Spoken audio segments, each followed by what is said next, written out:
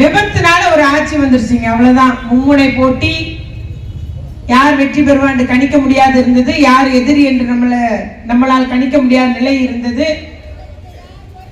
விபத்தினால அந்த சேர்ல வந்து உட்கார்ந்து இருக்காங்க. கட்சியை ஆரம்பிச்சு 2 வருஷம் தான், இன்ன வரைக்கும் கொள்கையெல்லாம் எதுவும் செய்யப்படல. அந்த பெரியார் படம் வச்சிருக்கிறோம், ஆனா நாங்க மதத்தை பொறுத்த வரைக்கும் பெரியாருடைய கருத்தை ஏற்றுக்கலன்னு சொல்லிட்டாங்க. அதேதான். அவன் பேருக்கு பின்னால 5 படத்தை வச்சுக்கிட்டாங்க, கொஞ்சம் விட்டா கலைஞர் படத்தையும் வச்சிருப்பாங்க. ஏன்னா அவங்களுக்கு மக்களை ஏமாத்தணும், அது மட்டும்தான். கொள்கையோ கோட்பாடோ ஏதோ கிடையாது. அதனால பேருக்கு படத்தை வச்சுக்கிட்டாங்க. கொள்கையே என்னன்னு சொல்லல. விபத்தினால இந்த ஆட்சி பொறுப்பு கூடுதலாக எம்எல்ஏ ஜெயிச்சிட்டாங்க, அதுதான் உண்மை. அதுக்காக 75 ஆண்டுகான பாரம்பரியம் மிக்க திமுகவை ஏசுதா? அதான் கேட்கிறேன்.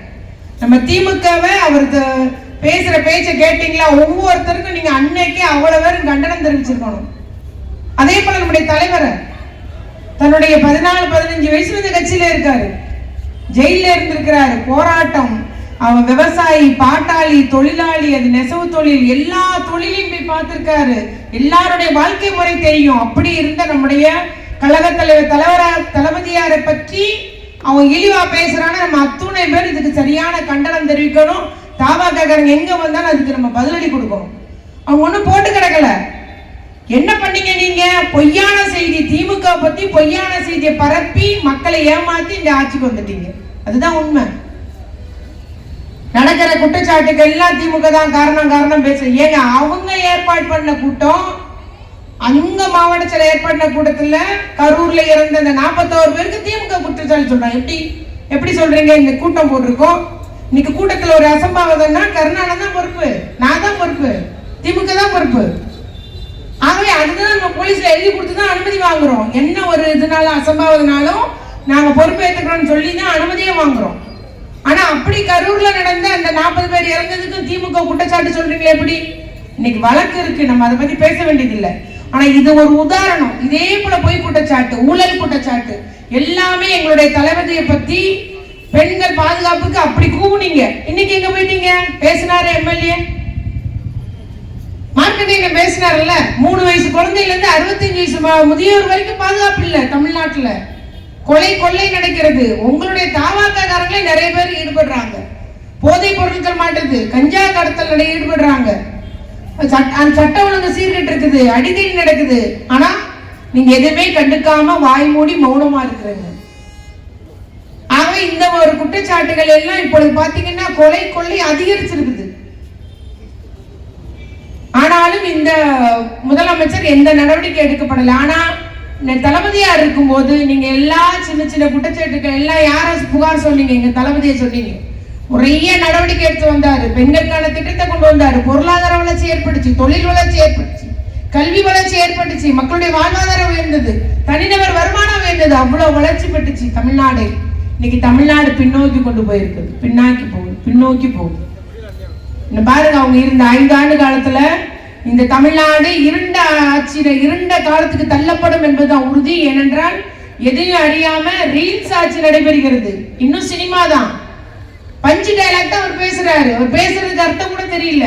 திமுகவை பற்றியும் திமுக தலைவரை பற்றியும் குற்றம் சொல்றதோ இழி சொல்றதுக்கோ தகுதி இல்ல முதலமைச்சருக்கு அப்படின்றத நான் சொன்னேன். அதையும் எல்லாரும் பொல்லாத ரீல்ஸ் எல்லாம் போட்டுட்டு இருந்தேன். நாங்க அதெல்லாம் கண்டுபிடிக்கல, நாங்க அதெல்லாம் கண்டுக்கல. ஏன்னா நாங்க எதுக்கும் நாங்க அஞ்ச போறது இல்ல. உண்மையை சொல்றோம், உண்மையை உறக்க சொல்லுவோம். நீங்க செஞ்ச தப்புன்றது எதிர்கட்சி, நாங்க இத்தனை எம்எல்ஏட இருக்கோம், 59 பேர் இருக்கோம், நாங்க உறக்க சொல்லுவோம் என்பதை குறிக்கொள்கிறேன். வந்த உடனே ஒரு உத்தரவு போட்டா தெரியுமா? ஈபி கட்டணம் 500 யூனிட்டுக்கு கீழே உபயோகப்படுத்துறவங்களுக்கு 200 யூனிட் கம்மின்னு சொன்னாரு. கணக்கு போட்டு பாத்தீங்களா? எல்லாரும் என்ன பண்ணிருக்காங்க? சத்தம் இல்லாம இன்னைக்கு 2 மடங்காக விலை ஏற்றப்பட்டுள்ளது. ஈபி கட்டணம் உயர்த்தப்பட்டுள்ளது. கணக்கு போட்டு பாருங்க எல்லாரும். உங்களுக்கு 100 யூனிட் தளபதியார் ஆட்சியில குறைக்கும் போது எவ்வளவு இருந்தது கட்டணம், இப்ப எவ்வளவு இருக்குன்னு பாருங்க. சத்தம் இல்லாமல் ஈபி கட்டணம் ஒரு யூனிட்டுக்கு 2 மடங்காக்கப்பட்டுள்ளது ரேட்டு. இப்ப 4 ரூபாய் 50 பைசா, அன்னைக்கு 2 ரூபாய் 40 பைசா, இன்னைக்கு 4 ரூபாய் 50 பைசா. கரெக்ட், உயர்த்தப்பட்டுள்ளது. சத்தமே இல்லாம மின் கட்டணம் உயர்த்தப்பட்டிருக்கு. ஆக எந்த அளவுக்கு பொய்யான செய்தி அவங்க பரப்புகிறாங்க நீங்க அறிஞ்சு கொள்ள முடியும். அதே போல பத்திரப்பதிவு 100 கோடி ரூபாய் மதிப்புள்ள ஒரு கோயில் சொத்தை 2 கோடி போடுறான். யார் பேர்ல பத்திரம் போடுறானோ அவன் கோடி உடையவன் அல்ல, யாரோ ஒருத்தர். ஆனாலும் அவருடைய குற்ற செயலை மறைக்கிறதுக்கு என்னென்னமோ பேசுறாங்க. ஆனா திமுக ஆட்சி காலத்துல அதை ஒரு முயற்சி எடுத்த போது தடுத்து, இது கோயில் சொத்து, கோயிலுக்குரிய சொத்துன்னு சொல்லி தடுக்கப்பட்டது. இவங்க ஆட்சி வந்து 40 நாள்ல பத்திரம் போட்டாயா 100 கோடி சொத்தை, கோயில் சொத்தை பத்திரம் போடுறான்னா பாத்துக்கோங்க. நம்ம ஆட்சி காலத்துல எப்படி இருந்தது? கோயில் சொத்தை மீட்கப்பட்டது. 4000 கோயிலுக்கு மேல குடமுழுக்கு நடத்தணும், கும்பாபிஷேகம் நடத்தணும். அந்த அளவுக்கு நம்முடைய மக்களுக்கான சேவைகள் தொடர்ந்து இருந்தது. ஆனா இன்னைக்கு அவ்வளவு பூசி மெழுகிறாங்க, யாரும் தெரியலன்ற மாதிரி சொல்லிட்டு இருக்கிறாங்க. அதே போல கன்னியாகுமரியில சபரிவர்மன் ஒருத்தர் கைது செய்யப்படுறாரு, ஒரு மாற்றுத்திறனாளி. அடிச்சே கொண்டு இருக்காங்க அவரை. இது வரைக்கும் 40-45 நாள்ல 4 லாக்அப் டெத் நடந்திருக்கு.